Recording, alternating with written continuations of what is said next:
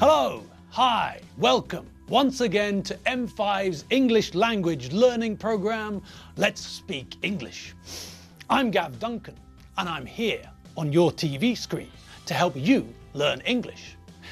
Now, are you sitting comfortably? Yes? Good. And are you ready for today's lesson? Yes? Good. Okay. Well, let's learn English together. Welcome, welcome. Bing, bing, bing, bong and kawanga. So, how is everybody today? Are you all ready? Relaxed and comfy? Sitting down on the sofa or on a chair? Coffee or tea close to you? Ready in both mind and body for another lesson where we look back at what we learned? You are? Well, that's fantastic news. Keith Harris and his monkey Cuddles. Great. Well, here we all are. You're over there, behind the camera, and I'm over here, in front of the camera, where the lights are as bright as the sun, but you don't end up with a good tan. Okay, enough piffle. It's time, once again, to have another look at some of the things we learned in the past few weeks. Here we go. And let's start with some more new prepositions. We saw these prepositions a few weeks ago in the 17th week in lesson 84.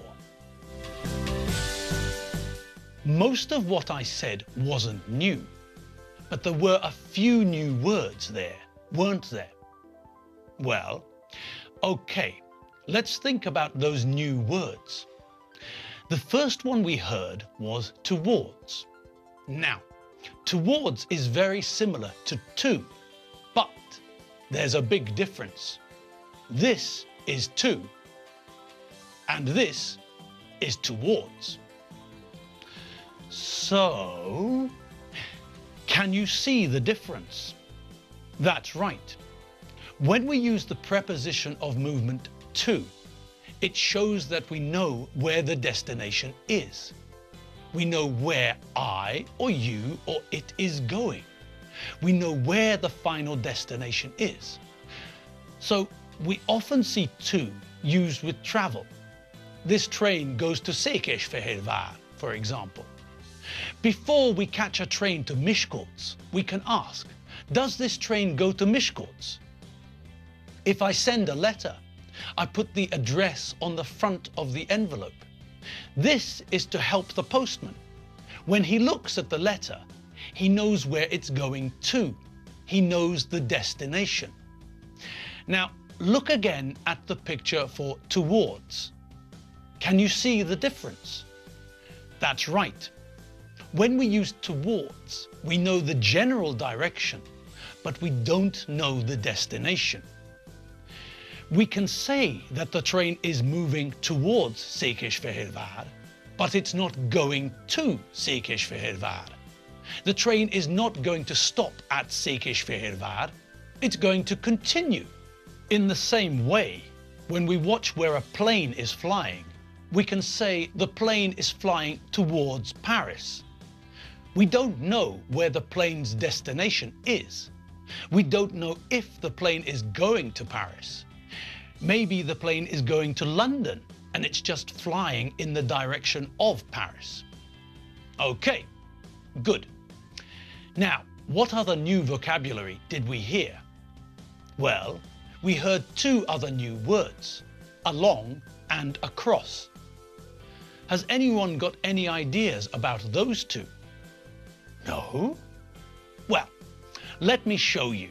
This is along, and this is across. Can you see the difference? Here they are together. So, when we use the preposition of movement along, we're talking about following the road or path or street. When we use the preposition of movement across, we're talking about not following the road, path or street. Now we're talking about crossing the road, path or street, moving from one side to the other side. If I say that I swam along the river, then we know that I was following the way that the river went. If I say that I swam across the river from Buda to Pest, then we know that I crossed the river, moving from one side to the other. Okay, great! Now, what else did we hear that was new? Well, there was a new word near the basilica. We ran past the basilica. Okay, so what does past mean? Well, have a look at this picture. This is past. So, that's past. I walked past the cinema, the hotel, and the factory. When Evie and I were running, we ran past the basilica. So the preposition of movement past is very similar to another preposition we know, isn't it? That's right. Think about the preposition of place in front of. Well, the preposition of movement past is the same idea, but this time with movement, not position. Now, listen again as I tell you about where we normally go running. When we go running, first we leave the flat. We go out of the front door. Then we lock the door and walk down the stairs to the ground floor. We open the door of the house and go out of the house. We run to the end of the street. At the end of the street, we turn left. We run to the end of this street, past a nice building, and turn right. Then we run along the road to Sobochag. The road goes past the Barna. We run across Sobochag and turn left at the end of Sobochag. We run to Petőfi. When we get to Petőfi, we run under the bridge to the stairs. We run up the stairs and then we run over Petőfi. We cross the Danube again, this time from Buda to Pest. On the other side of the Danube, we run down the stairs and then we run past the Have station at Boráros tér to the Palace of the Arts. We run up the stairs, over the Have line, and then down the stairs. Then we run back up the stairs, back over the Have line, and back down the stairs again. Then we run back to Petőfi. We run under Petőfi, through Nehru Park, and then back to our house. When we get back to our house, we walk up the stairs to the second floor and go into the flat. Then we sit down. Good, lots of prepositions. Now, did you notice that I used across with one bridge and over with another? Really, there's not a big difference between over and across, but I always think that if it's flat, across is better. If the bridge is not flat but arched, then I think over is better. There was a new preposition of movement in there as well, wasn't there? Did you spot it? That's right, through. Well, let's have a look at through. This is through. So, we say through with sentences like, a man walked through the room. A bird flew into the room through a window. Through means moving in one side and out the other. But we can also use through when a hole is made. The bullet from the gun went through his hat. Now, here's another example of through. Just as Mike and Rick and Neil are sitting at the table, getting ready to eat, Viv comes into the room, through the wall.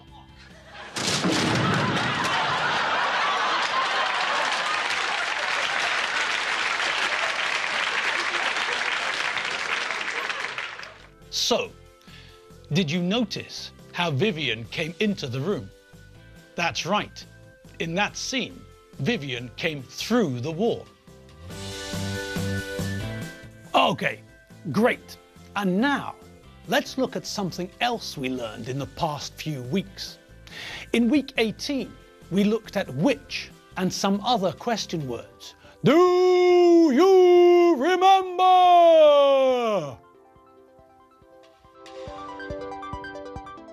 When do we use the word which? Well, the word which is a question word. We know different question words, don't we? We know what, how, when, why, how long, and who. Okay, so when do we use them? Well, we use what to ask for specific information. What's your name? We can also use what with a noun to ask for information. What color is your car? We use how to ask about the way something happens. How did he kiss the angry Rottweiler? He kissed the angry Rottweiler carefully. We use when to ask about the time something happened. When did your train arrive? When's your birthday? We use why to ask the reason for something. Darth, why did you kill Yoda? Because he was small and green. Why did the chicken cross the road? I don't know. We use how long to ask about the length of time. How long did you spend in America? 2 weeks. How long does it take to drive to London? About 16 hours. We use who to ask about someone's identity. Who's that man outside your window? I don't know! Quick, call the police! Who played Batman in the original film?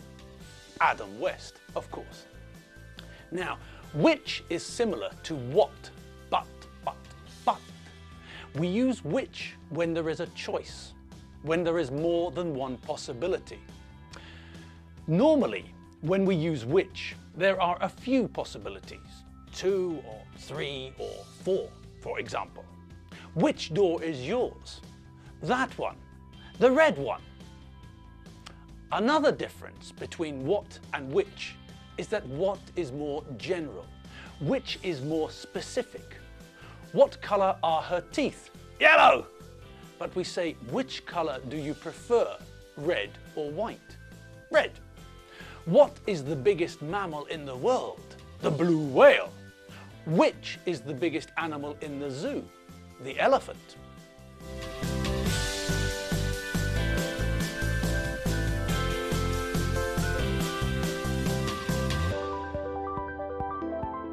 So, we use which when there is more than one possibility.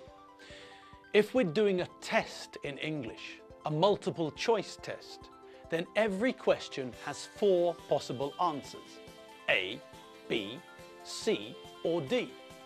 We have to choose the correct answer. We have to decide which is the correct answer. Look at the following question and decide which is the correct answer from the 4 possibilities.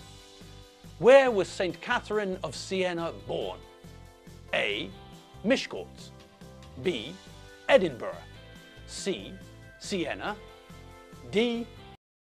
So, which is the correct answer? A, B, C, or D? That's right. Well done. The correct answer is D. Oh, sorry, I meant C. The correct answer is C. Good. You remembered all that too. Okay, well, it's time for us to say goodbye. I'm afraid today's lesson is over. We've run out of time. Okay, well, that's all for today. Thanks for watching. You've been watching me, Gav Duncan, on M5's English language learning program, Let's Speak English. Don't forget to check out all the videos at www.m5tv.hu. Like I said, I'm Gav Duncan, and Carlo Mori is Jeffrey Banana. I'm Gav Duncan, and I'll see you next lesson. See you later. Bye.